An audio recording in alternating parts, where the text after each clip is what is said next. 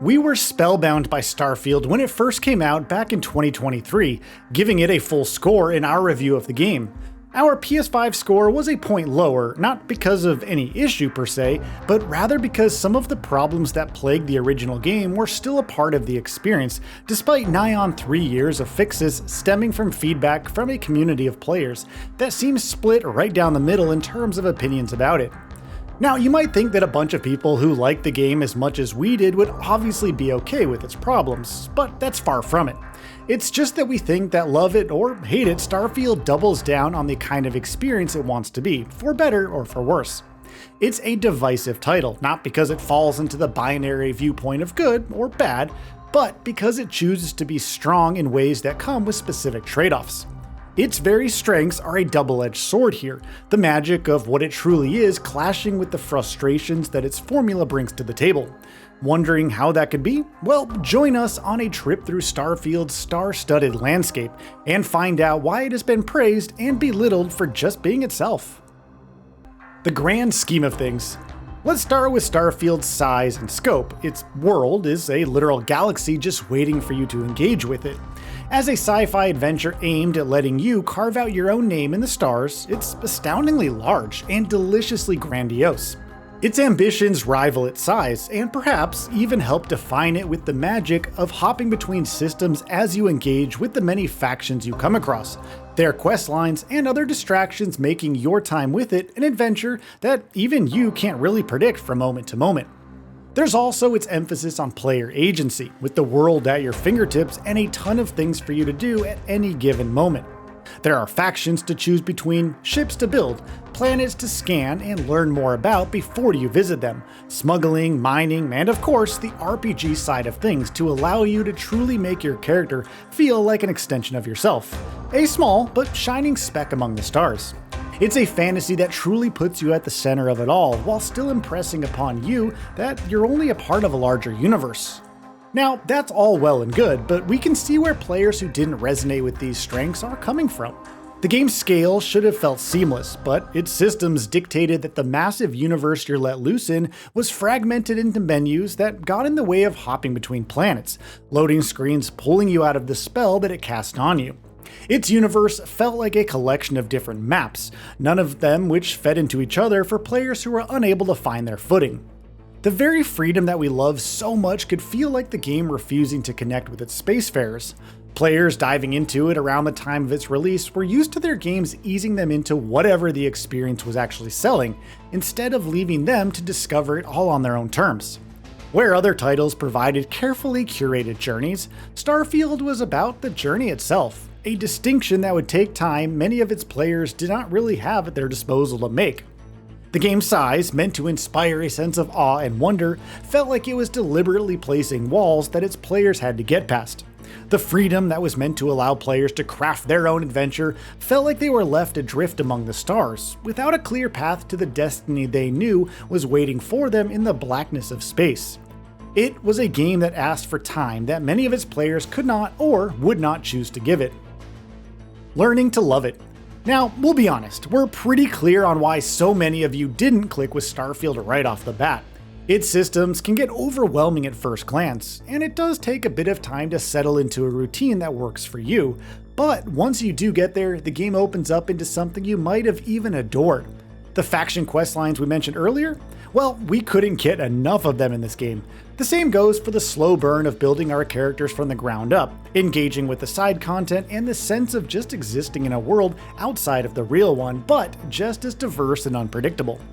Of course, all of this must factor in the knowledge that Starfield was a game from Bethesda, whose track record of great titles meant that all of these factors were a given. But it also meant that this was a game that needed patience and a willingness to endure its learning curve. You could even say that we stuck with the game for the sake of a thorough review, and you would have a valid point there, of course. But the fact that all of us continued to play long after we put down our thoughts should speak to that very argument. But as we look deeper, we began to see a few split seams in the experience, with Bethesda's usual quirks coming into play. There was a definite stiffness to some parts of our time in the Constellation, and a lack of polish in certain areas. Conversations in which the person we were talking to lacked enough expressions to make it feel really immediately coming to mind, along with a bunch of systems that could feel outdated when games like Red Dead Redemption 2 and Baldur's Gate 3 were already out there in the wild. But again, this was a game from Bethesda, a studio that was known for the eccentricities that its games had in play. I mean, did we think the fact that Starfield had them felt oddly reassuring in a way? Sure, yeah. But did we also think that their presence in a game as ambitious as this one kind of felt like the studio was clinging to its old ways in a world of video games that were rapidly evolving? Also, yes. That's because to the average gamer out there, who in all probability has a limited amount of time to engage with the game, first impressions can be hard to shake off, to be sure. Starfield does take too long to reveal its depth, and it's very likely that for many gamers, it asked too much of them too early on. It demanded patience from a modern audience that was quite unwilling to wait when there were other games out there that came out with far more accessibility than this one.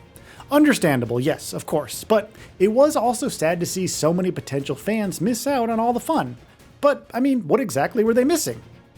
Living in the moment, to us, Starfield was clearly better enjoyed as an RPG sandbox, despite it coming across as a game that was all about getting lost in space.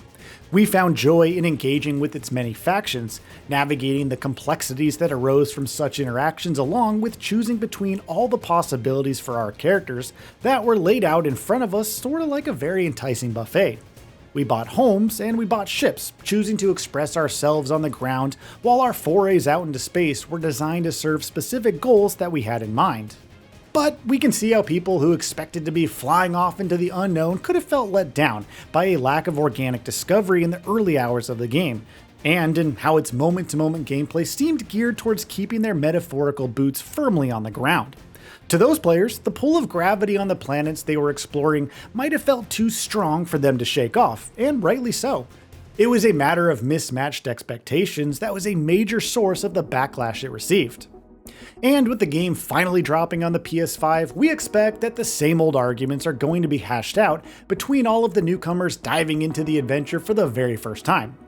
It's a situation that's oddly similar to Crimson Desert, another title that doubles down on its identity and dared to take an approach that earned it some backlash, even as others have been unable to basically put it down. The divisive discourse around Starfield isn't going to fade because it's baked into the game's very foundations, and not from temporary chatter. It may not be the universally loved RPG that many of you might be wanting it to be, but that very divisiveness points to a game that's special in its own right, thanks to how committed it is to a very specific vision. The way in which the very facets of its experience that appeal to its fans can be reasons for others to train their guns on it has made it a fascinating source of conversations around games that make demands of their players instead of the other way around. But for those of you out there who meet it on its terms and tune into its very wavelength, you're in for a great romp through space that's going to stay with you long after you move on to other titles. And for that, we're very glad that Starfield exists. So what are your thoughts on this? Go ahead and share them in the comments below. And if you like this video, please subscribe to the channel and enable all notifications by clicking the bell icon to get new video updates. We upload every day and would really appreciate your support. Thanks for watching.